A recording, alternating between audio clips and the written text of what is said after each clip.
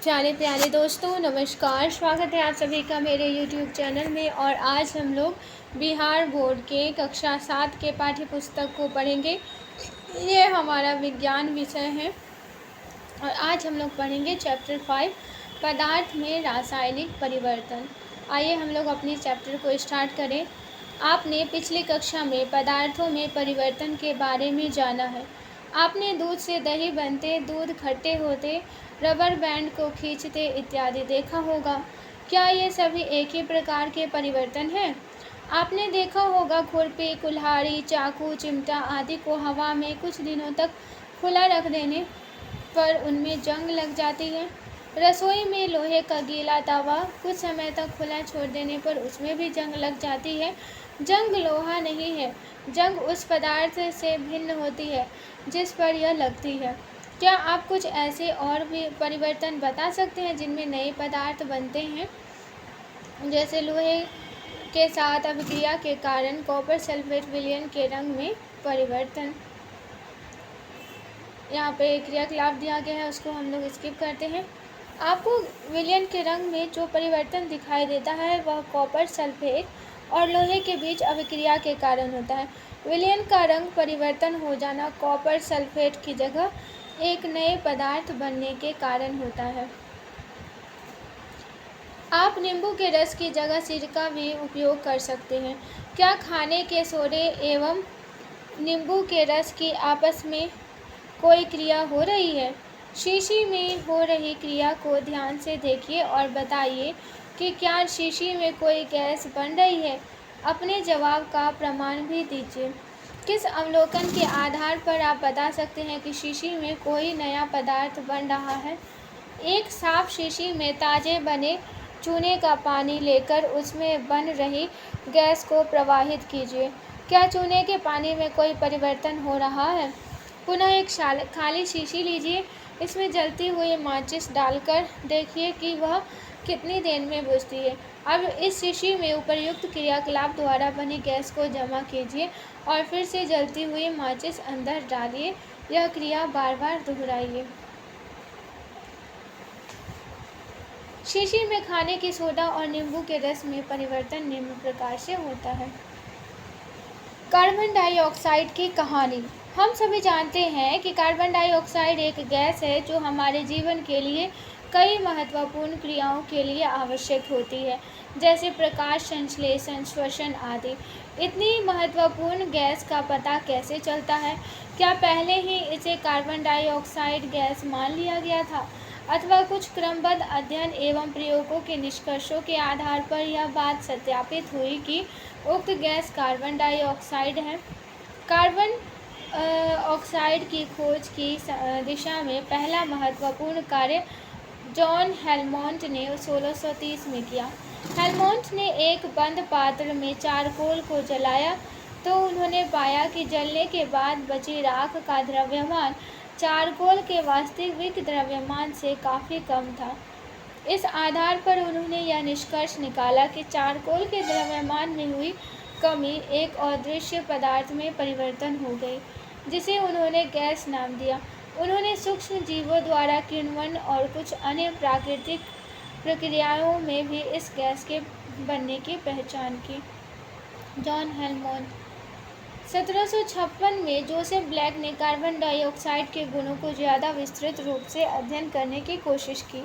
उन्होंने पाया कि चूने के पत्थर को गर्म करने अथवा अम्लों से क्रिया कराने पर एक गैस मुक्त होती है, जिसे ब्लैक ने फिक्स्ड एयर कहा। उन्होंने पाया कि फिक्स्ड एयर वायु की अपेक्षा अधिक भारी होती है तथा यह ज्वलन अथवा जीवन में मदद करती है। उन्होंने जब चूने के जलीय विलयन में कार्बन डाइऑक्साइड गैस को प्रवाहित किया तो चूने का जलीय विलयन दूधिया हो गया, जो वास्तव में कैल्शियम कार्बोनेट बनने के कारण था। इस आधार पर जोसेफ ब्लैक ने बताया कि जीवों में श्वसन की प्रक्रिया तथा सूक्ष्म जीवों द्वारा किण्वन की प्रक्रिया में कार्बन डाइऑक्साइड गैस बनती है। एक और गैस ऑक्सीजन, इसका भी क्रियाकलाप दिया गया है, इसे हम इसकी पढ़ते हैं। क्या अगरबत्ती की जलने में शीशी की गैस खर्च हो जाती है? क्या यह गैस पहले से ही थी या नया पदार्थ बना? ऑक्सीजन की कहानी। 1771 में जोसेफ प्रिस्टले ने जलती मोमबत्ती को जार से ढककर रख दिया। इससे थोड़ी ही देर में मोमबत्ती बुझ गई। इसी तरह यह प्रयोग जीवों, पक्षियों एवं छोटे जंतुओं के साथ भी दोहराया और पाया कि जीवों का जीवन भी समाप्त हो जाता है। अब उन्हें किसी जार को ढककर जब उन्हें किसी जार को ढककर रखा जाता है, ठीक उसी तरह जिस तरह मोमबत्ती बुझ जाती है। अब प्रिस्टले ने इस जार में पुदीने की एक टहनी डाल दी। टहनी डालते वक्त यह सावधानी रखें कि जार के अंदर की हवा और बाहर की हवा आपस में न मिलने पाए। 10 दिन बाद जब मोमबत्ती को फिर से जलाया गया तो वह जलने लगी। मोमबत्ती को जलाने के लिए जार को नहीं हटाया गया था, बाहर से ही लेंस की मदद से उसे जलाया गया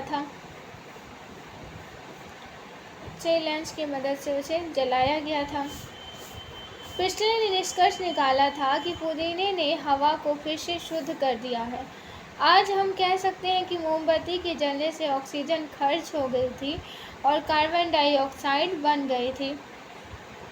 पुदीने की टहनी ने इस कार्बन डाइऑक्साइड गैस का इस्तेमाल करके ऑक्सीजन पैदा की, इसलिए मोमबत्ती फिर से जल सकी।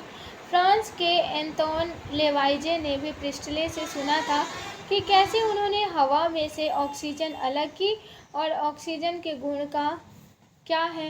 लेवाइजे ने ही स्वतंत्र रूप से प्रिस्टले के प्रयोगों की पुष्टि की। एंटोन लेवाइजे ने ये फ्रांस के थे।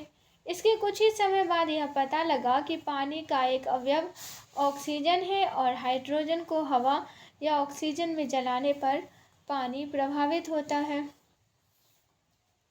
पदार्थों के नाम और संकेत की कहानी। वैसे तो पदार्थों के नामकरण और संकेत की कहानी बहुत लंबी और रोचक है। आगे की कक्षाओं में आप यह पूरी तरह जानेंगे। वैज्ञानिक यह हमेशा मानते रहे हैं कि कुछ प्रकार के पदार्थ तो तत्व होते हैं और बाकी सब पदार्थ इन तत्वों के मेल से ही बने होते हैं। पहले हवा, जल, मिट्टी, अग्नि और आकाश में ये 5 तत्व ही आते थे, पर आज से लगभग 400 साल पहले कई प्रयोगों के आधार पर यह धारणा बदलनी शुरू हुई। पदार्थों के नाम और संकेत की कहानी। वैसे तो पदार्थों के नामकरण और संकेत की कहानी बहुत लंबी और रोचक है। आगे की कक्षाओं में आप यह पूरी तरह जानेंगे। वैज्ञानिक यह हमेशा मानते रहे हैं कि कुछ प्रकार के पदार्थ तो तत्व होते हैं और बाकी सब पदार्थ इन तत्वों के मेल से ही बने होते हैं। पहले हवा, जल, मिट्टी, अग्नि और आकाश में ये 5 तत्व ही आते जाते थे, पर आज से लगभग 400 साल पहले कई प्रयोगों के आधार पर यह धारणा बदलनी शुरू हुई।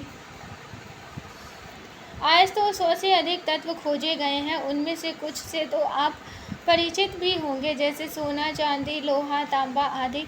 कुछ तत्व तो गैस के रूप में ही मिलते हैं, जैसे ऑक्सीजन, हाइड्रोजन, नाइट्रोजन, कार्बन जो कोयले का प्रमुख भाग है भी तत्व है, और कार्बन और ऑक्सीजन मिलकर ही कार्बन डाइऑक्साइड नामक गैस बनाते हैं। सब तत्वों को संकेत दिए गए हैं, जैसे ऑक्सीजन को O और कार्बन को C।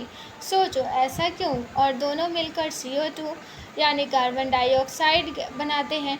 कुछ संकेतों के सामने नीचे एक अंक भी लिखा रहता है, जैसे यहाँ ऑक्सीजन के सामने नीचे 2 लिखा है।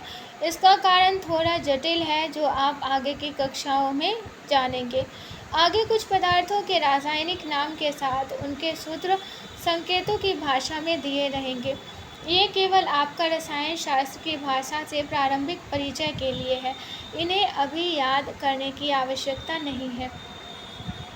यहाँ पे क्रियाकलाप दिया गया है, इसे हम लोगों ने स्किप किया है। यहाँ पे कॉपर सल्फेट और चूने के पानी को मिलाते हैं, जो है इसका CaOH2, तो कॉपर हाइड्राइड और कैल्शियम सल्फेट बनता है। फिर कॉपर हाइड्रोक्साइड को गर्म करने पर कॉपर ऑक्साइड और जल बचता है। इस प्रकार आप कॉपर सल्फेट के विलयन और सोडियम हाइड्रोक्साइड के विलयन को मिलाइए तथा खाने के सोडा के विलयन और चूने के पानी का विलयन मिलाइए। अवलोकन कीजिए कि क्या इसमें कोई परिवर्तन हो रहा है, क्या कोई नया पदार्थ बन रहा है। यदि बनता है तो वह नया पदार्थ क्या है। यहाँ पे वह परिवर्तन जिसमें एक अथवा एक से नए पदार्थ बनते हैं रासायनिक परिवर्तन कहलाता है। वह परिवर्तन जिसमें एक अथवा एक से अधिक नए पदार्थ बनते हैं रासायनिक परिवर्तन कहलाता है। दो या दो से अधिक पदार्थों के बीच अभिक्रिया के बाद इन पदार्थों में नया परिवर्तन हो जाता है, इसलिए इस परिवर्तन को रासायनिक अभिक्रिया भी कहते हैं। दो या दो से अधिक पदार्थों के बीच अभिक्रिया के बाद इन पदार्थों में नया परिवर्तन हो जाता है, इसलिए इसे रासायनिक अभिक्रिया भी कहते हैं। रासायनिक परिवर्तन हमारे जीवन में अत्यधिक महत्वपूर्ण है। सभी नए पदार्थ रासायनिक परिवर्तनों के परिणाम स्वरूप ही बनते हैं। उदाहरण के लिए, यदि किसी अयस्क में से धातु का निष्कर्षण करना हो, जैसे लौह अयस्क से लोहे का, तो हमें निश्चित क्रम में रासायनिक परिवर्तन करना पड़ता है। औषधि दवाई भी रासायनिक अभिक्रियाओं की श्रृंखला का उत्पाद होती है। इसके अलावा प्लास्टिक आदि जैसे नए पदार्थ भी रासायनिक अभिक्रियाओं द्वारा ही बनाया जाता है। वास्तव में प्रत्येक नए पदार्थ की खोज रासायनिक परिवर्तनों का अध्ययन करके की गई है।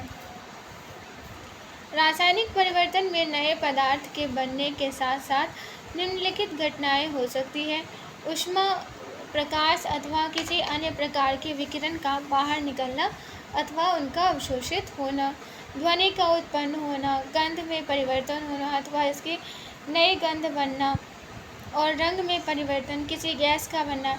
आइए अब हम कुछ अन्य पदार्थों पर विचार करते हैं। कोयला, लकड़ी अथवा पत्तियों का जलना रासायनिक परिवर्तन है। वास्तव में किसी भी पदार्थ का जलना एक रासायनिक परिवर्तन है। जलने के साथ साथ सदैव ऊष्मा का उत्पादन होता है। पटाखों का विस्फोट एक अन्य रासायनिक परिवर्तन है। आप जानते हैं कि ऐसे विस्फोट से ऊष्मा, प्रकाश, ध्वनि और चिकर गैस उत्पन्न होती है जो वायुमंडल को प्रदूषित करती है। इसीलिए आपको पटाखे न जलाने की सलाह दी जाती है। जब भोजन सामग्री बासी हो जाता है अथवा सड़ गल जाती है तो उसमें से दुर्गंध आने लगती है। क्या हम इस परिवर्तन को रासायनिक परिवर्तन कह सकते हैं? संभवतः आपने देखा होगा कि यदि सेब को काटने के बाद तत्काल न खा लिया जाए तो उसके कटे हुए टुकड़े भूरे रंग के हो जाते हैं। क्या आलू और बैंगन को काटकर छोड़ने पर कटे हुए टुकड़े भूरे रंग के हो जाते हैं?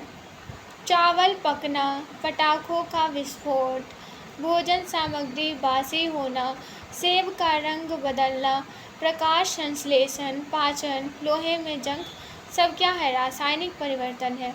फल या सब्जी भी सतह का हवा के ऑक्सीजन से संपर्क होने से काले भूरे रंग का नया पदार्थ बनता है। कटे फल और सब्जी को पानी में डालकर हिलाया जाता है। क्यों? कटे फल और सब्जी को पानी में हिलाकर धोने से कटे सतह के उत्तक का हवा के ऑक्सीजन से संपर्क नहीं हो पाती है, जिससे सतह पर भूरा रंग नहीं जमता है। आप लोहे के चाकू से फल एवं सब्जी को काटिए। ऐसे प्रत्येक स्थिति में रंग का परिवर्तन वास्तव में किसी नए पदार्थ अथवा पदार्थों के बनने के कारण होता है। क्या यह परिवर्तन रासायनिक परिवर्तन नहीं है? लोहे पर भूरा लाल पदार्थ जंग। आपने चापाकल के नट, खिड़की के छड़ आदि भूरा लाल रंग के पदार्थ जमा देखे होंगे। इस भूरा लाल पदार्थ को जंग कहते हैं। यह एक ऐसा परिवर्तन है जो लोहे की वस्तुओं को प्रभावित करता है और धीरे धीरे नष्ट कर देता है। चूँकि लोहे का उपयोग पुल, जहाज, कार, ट्रक, कारखाने आदि का ढांचा बनाने और अन्य कई वस्तुओं को बनाने के लिए किया जाता है, अतः जंग लगने के कारण होने वाली आर्थिक हानि बहुत अधिक होती है।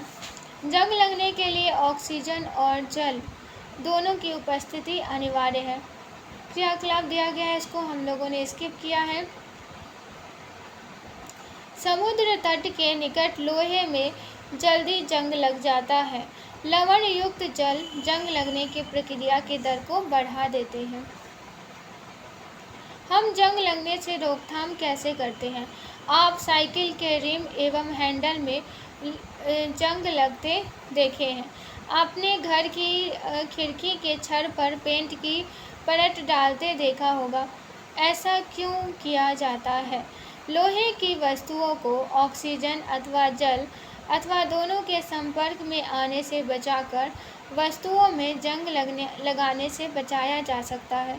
लोहे के पदार्थ पर पेंट, ग्रीस की परत चढ़ाकर या क्रोमियम अथवा जस्ता जैसे किसी धातु की परत चढ़ाकर वस्तु में जंग लगने से बचाया जा सकता है।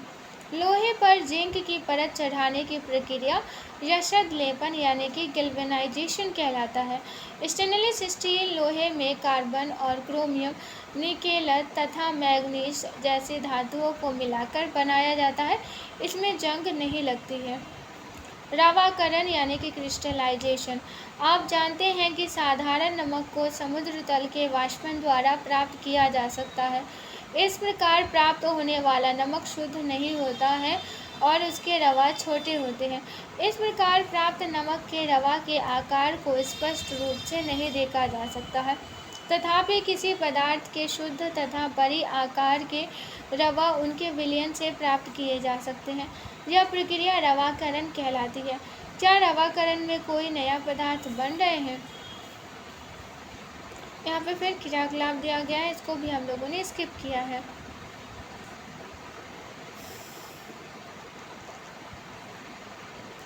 आपने घर में पतीले में चावल पकाते हुए देखा होगा। क्या चावल पकाने के दौरान आपके पतीले में भाप निकलती दिखाई देती है? क्या आपको पतीले के ढक्कन की भीतरी सतह पर जल की कोई बूंद दिखाई देती है? आपने देखा कि पहले क्रियाकलाप में गुब्बारा के आकार एवं आकृति में परिवर्तन होता है। दूसरे क्रियाकलाप में जल की अवस्था परिवर्तन हो जाती है। इस प्रकार के परिवर्तन को हम भौतिक परिवर्तन कहते हैं। इस परिवर्तन में पदार्थ के आकार, आकृति, रंग और अवस्था जैसी भौतिक गुणों में परिवर्तन होता है। ऐसे परिवर्तन में कोई नया पदार्थ नहीं बनता है। नए शब्द जैसे भौतिक परिवर्तन यानी कि फिजिकल चेंज, जंग, रस्ट, रासायनिक परिवर्तन, केमिकल चेंज, रवाकरण, क्रिस्टलाइजेशन, नीला धोता, कॉपर सल्फेट, रवा क्रिस्टल्स, गंधक अम्ल, सल्फ्यूरिक एसिड, किण्वन, फर्मेंटेशन, रासायनिक अभिक्रिया, केमिकल रिएक्शन, खाने का soda, baking soda, sodium hydrogen carbonate और यशद लेपन यानी कि गैल्वेनाइजेशन। हमने सीखा परिवर्तन दो प्रकार के हो सकते हैं, भौतिक और रासायनिक। भौतिक परिवर्तनों में पदार्थों के भौतिक गुणों में कुछ परिवर्तन होते हैं। इन परिवर्तनों में कोई नए पदार्थ नहीं बनते हैं। ये परिवर्तन उत्क्रमणीय हो सकते हैं। रासायनिक परिवर्तन में नए पदार्थ बनते हैं। कुछ पदार्थों को रवाकरण के द्वारा उनके विलयनों से शुद्ध अवस्था में प्राप्त किया जा सकता है। तो आज के लिए बस इतना ही। आशा करती हूँ ये लेक्चर आप लोगों को पसंद आया होगा। पसंद आया है तो लाइक, शेयर और सब्सक्राइब ज़रूर कीजिएगा। ये लेक्चर सुनने के लिए आप सभी का बहुत बहुत धन्यवाद।